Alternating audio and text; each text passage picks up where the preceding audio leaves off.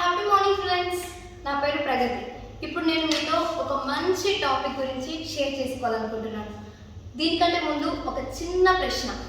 ఒక 3 ఇయర్స్ ఉన్న పాపని కానీ బాబుని కానీ పుట్టినాక 3 ఇయర్స్ తర్వాత వాళ్ళ పేరెంట్స్ ఏం చేస్తారు? ఎస్, స్కూల్స్కి పంపిస్తారు. స్కూల్ అప్ టు 10th వరకు వాళ్ళు స్కూల్ చదివేసుకుంటారు. దాని తర్వాత వాళ్ళ నెక్స్ట్ ఏంటి? ఇంటర్. ఎంపీసీఆ బైపీసీ. ఎక్కువ దేన్ని తీసుకుంటారు? ఎంపీసీ తీసుకుంటారు. నెక్స్ట్ బీటెక్ తీసుకుంటారు. బీటెక్ అయిపోతుంటే ఏం కావాలి? Exactly job. ఇప్పుడు జాబ్కి వచ్చేసాం. మనందరికీ జాబ్ వస్తుందా? రావట్లేదు. ఎంతోమంది బీటెక్ అయిపోయినా కానీ జాబ్ మాత్రం రాకుండా ఖాళీగా ఉంటున్నారు. ఏంటి రీజన్?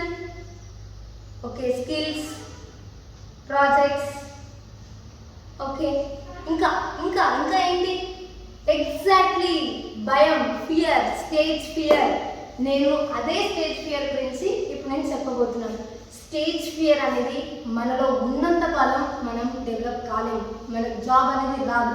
మనం ఇంటర్వ్యూకి వెళ్తున్నప్పుడు స్టేజ్ ఫియర్ అనేది మనం ఖచ్చితంగా లేకుండా వెళ్ళాలి. అక్కడ ఉన్న ఇంటర్వ్యూ ప్యానల్లో ఉన్న మెంబర్సే మనల్ని చూసి వాళ్ళు భయపడాలి. వీరేంటి ఇంత కాన్ఫిడెంట్గా ఉన్నారు అని. మనం ఒక బీటెక్ గ్రాడ్యుయేట్గా చాలా కాన్ఫిడెన్స్తో ముందుకు వెళ్ళాలి. స్టేజ్ ఫియర్ అనేది అస్సలు ఉండకూడదు.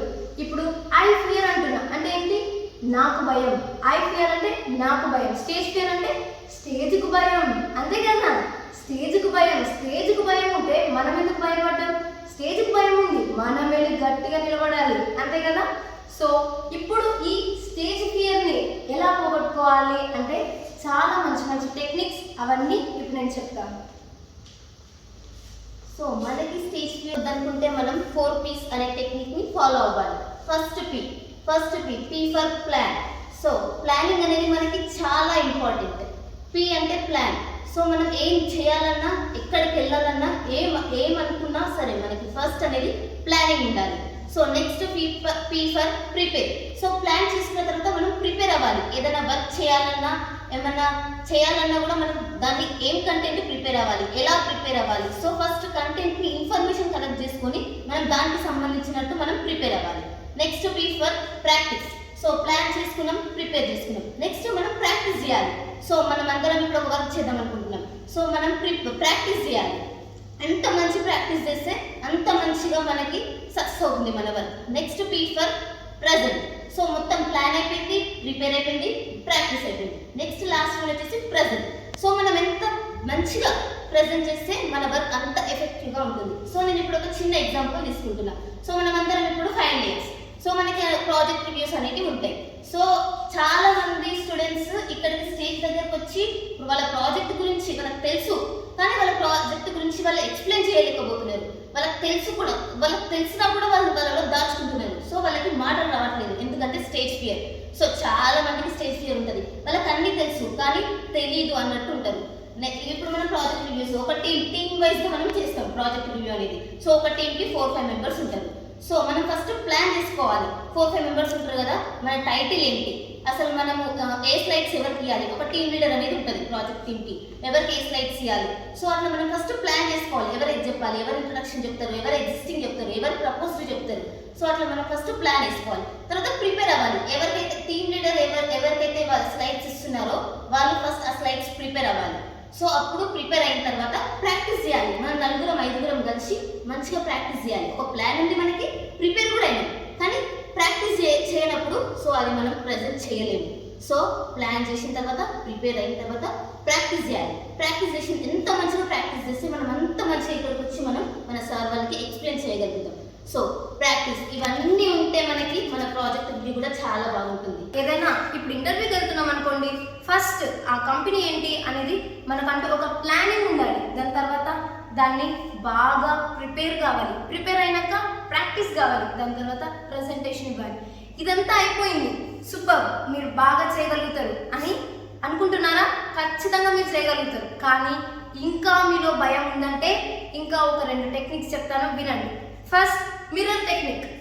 మనం మొత్తం ప్రాక్టీస్ అదంతా అయిపోయింది, కానీ మీకు ఇంకా నేను అక్కడికి వెళ్ళాక ఎలా ఉంటాను, నన్ను అందరూ ఎలా చూస్తారు, నేను సరిగ్గా ఉన్నానో లేనో అనే భయాలు ఉన్నాయంటే మిర్రర్ టెక్నిక్. మిర్రర్ ముందుకి, అద్దం ముందుకు వెళ్ళండి. మీరు ప్రిపేర్ అయిన కంటెంట్ని ఒకసారి ప్రాక్టీస్ చేయండి. అప్పుడు మీకే తెలుస్తుంది మీరు ఎలా ఉన్నారు, అందరు మిమ్మల్ని ఎలా చూస్తారు అనేది. So mirror technique. Next visualisation technique. ఒక్కసారి మీరు అక్కడ చెప్తుంటే ఆడియన్స్ ఎలా రియాక్ట్ అవుతారు, మనం ఎలా చెప్తుంటాం అక్కడ అని ఒకసారి విజువలైజ్ చేసుకోండి. ఒక్కసారి రేపు ఇంటర్వ్యూ ఉందనుకోండి, ఈరోజు నైట్ ఒకసారి పడుకునేటప్పుడు నేను రేపు ఇంటర్వ్యూలో ఎలా పర్ఫామ్ చేస్తా, నన్ను ఎలాంటి క్వశ్చన్స్ అడుగుతారు, నేను ఎంత కాన్ఫిడెంట్గా ఉంటా అని ఒక్కసారి విజువలైజేషన్ చేసుకున్నారనుకోండి, మీరు ఇంటర్వ్యూ అనేది చాలా బాగా సక్సెస్గా కంప్లీట్ చేసుకొని మీకే జాబ్ వస్తుంది గ్యారంటీగా. And positive affirmations is the most.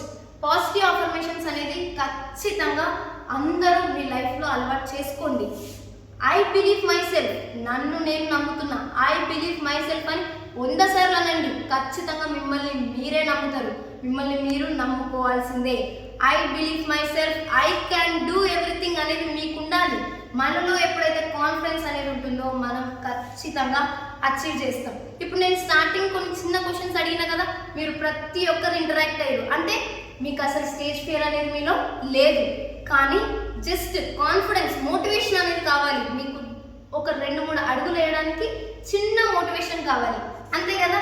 ఇప్పుడు ఒక చిన్న ప్రశ్న అడుగుతా, చాలా కష్టమైన ప్రశ్న అడుగుతా. ఎవరైనా వచ్చి ఇక్కడికి ఆన్సర్ చేస్తారా? చాలా కష్టమైన ప్రశ్న. ఎవరైనా వస్తారా? ఫాస్ట్. ఓకే, ఇప్పుడు ఇంతమంది ఇక్కడ ఉన్నారు కదా, ఈ అమ్మాయి చూడండి ఎంత ఫాస్ట్గా వచ్చింది. మనకు ఎందుకు ఆ భయం? ఎందుకు ఆ భయం? ఇప్పుడు జస్ట్ ఇక్కడికి వచ్చేస్తే ఏమవుతుంది? తెలిస్తే తెలిసిందని చెప్తాం, లేకపోతే తెలియదని చెప్తాం, అంతే కదా. ఇందాక మనకు ఒక క్లాస్ జరిగింది కదా, ఏం క్లాస్? సబ్జెక్ట్ పేరు ఏంటి? ఓబీ అంటే చూసారా? Clap clap clap clap. చూసారా అసలు ఆమె ఎంత గ్రేట్. జస్ట్ ఒక ఆన్సర్ అక్కడ నుంచి ఇక్కడికి రావడానికి కాన్ఫిడెన్స్ వస్తే చాలు. మనకు ఈ ఆన్సర్ మీకు అందరికి తెలుసు కదా, జస్ట్ కాన్ఫిడెన్స్ ఉంటే చాలు. Great, thank you. సో ఇలా అనేది మనం స్టేజ్ ఫియర్ అనేది మనకు అసలు ఉండొద్దు. మనం ఎప్పుడైతే స్టేజ్ ఫియర్ లేకుండా ఉంటామో అప్పుడే బాగా లైఫ్లో సక్సెస్ అవుతాం. Thank you.